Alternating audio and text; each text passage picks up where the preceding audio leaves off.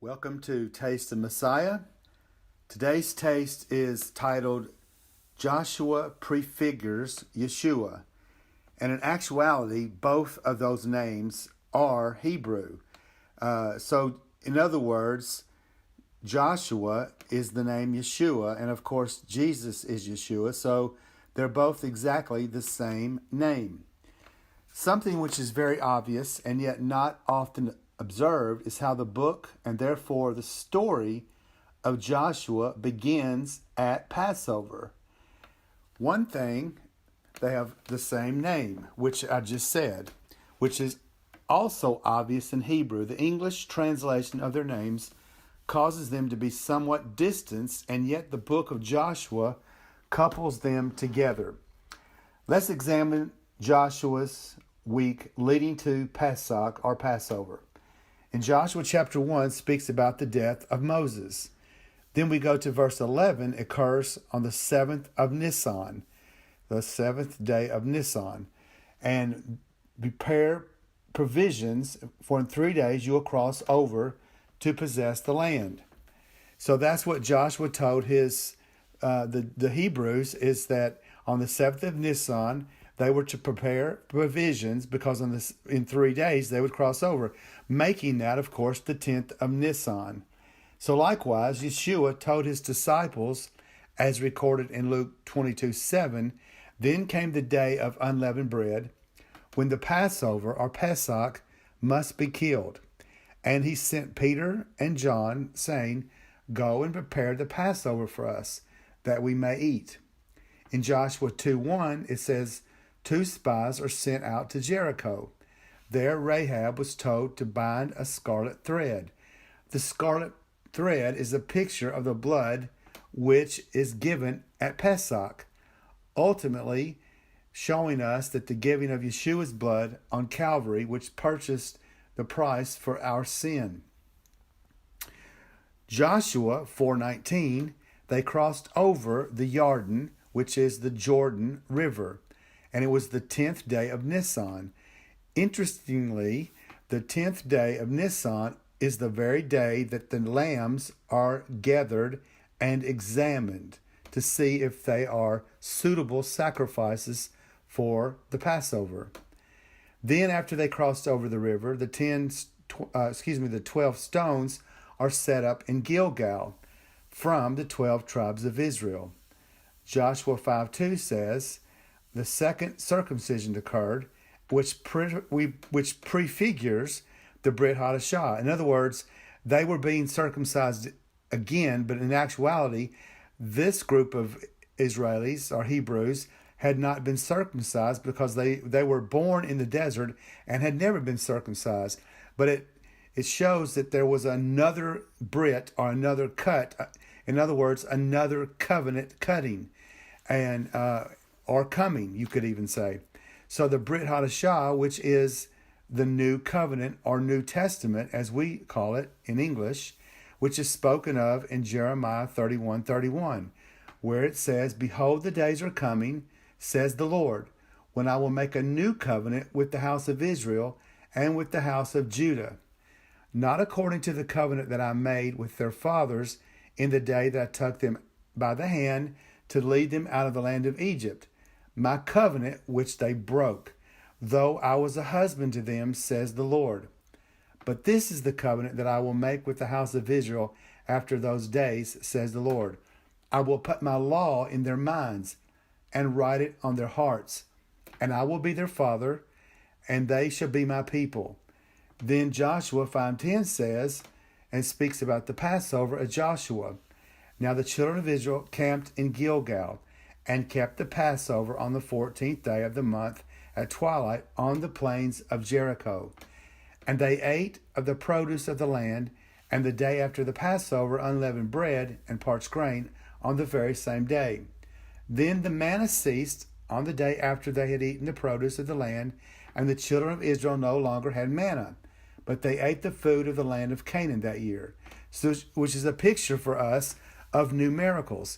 In other words, for all those years when the Hebrews were in the desert, God provided manna for them.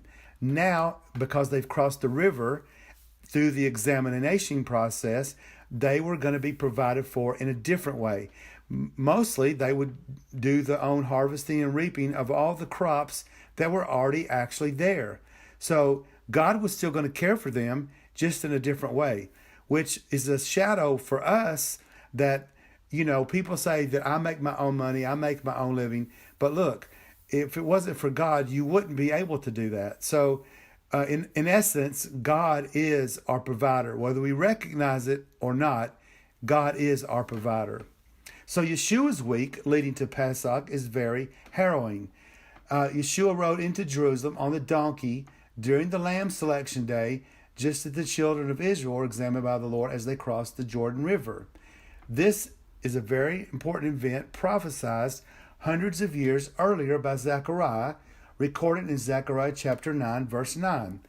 Rejoice greatly, O daughter of Zion. Shout, O daughter of Jerusalem. Behold, your king is coming to you. He is just and having salvation, lowly and riding on a donkey, a colt, the foal of a donkey. So you see, this was prophesied hundreds of years before, that Israel's king at the first would come in riding on a donkey. And that's very unusual because no other king had done that. When you think about the fact that kings normally would come in riding on a very powerful horse, like maybe like a white stallion or a black stallion or some very strong animal. But here Yeshua comes in showing his humility, riding on the back of a donkey. And it says in John chapter 12, verse 3, so Mary Magdalene anointed his feet. This was soon before Jesus was being crucified. In Matthew 26:13, it says, Yeshua said this about Mary. Assuredly I say to you, wherever this gospel is preached in the whole world, what this woman has done will also be told as a memorial to her. Because as you know, Mary Magdalene anointed Yeshua's feet with some very, very costly oil. In essence, she was preparing him for burial. I don't think she knew that or recognized it, but he did. In John 19:32, then the soldiers came and broke the legs of the first and of the other who was crucified with him. But when they came to Jesus and saw that he was already dead, they did not break his legs. And this is wonderfully prophesied for us in Psalm 34:20. He guards all his bones; not one of them is broken. Now back to John in verse 34. But one of the soldiers pierced his side with a spear, and immediately blood and water came out. And so we think about Zechariah 12:10. I will pour on the house of David and on the inhabitants of Jerusalem the spirit of grace and supplication. They will look upon me whom they have pierced. Yes, they will mourn for him as one mourns for his only son, and grieve for him as one grieves for a firstborn. And he has testified, and his testimony is true, and he knows that he's telling the truth, so that you may believe. Now, this is what John said. I'm going to read that again. So John, the writer of the book of John, of course, says here, and he who has seen this has testified, and his testimony is true. John's telling you, I saw this, and I'm telling you the truth. And he knows that he is telling the truth so that you may believe. And the reason why John is telling us these things about Jesus' crucifixion, about he was on that cross and how his bones were not broken. The other two on either side of him, their bones of their legs were broken so that they would go ahead and die because they couldn't push their bodies up to breathe. But Yeshua was already dead. So that fulfilled the prophecy because, as I just said in Psalms, that it says that God would not allow his bones to be broken. So then I have to ask this question, do you believe? John said these things so that we can know it's true and that we may believe. So it is time to make a decision for Yeshua. If you're hearing this and you're having questions and you're even questioning yourself, let me tell you, it is time. It's time for you to say, yes, I believe. Lord, I believe that you did do all these things. You are the Messiah. And I just pray and ask you now that you would help me to believe more and help me to totally and fully accept you into my life. God bless you, and speak to you again very soon.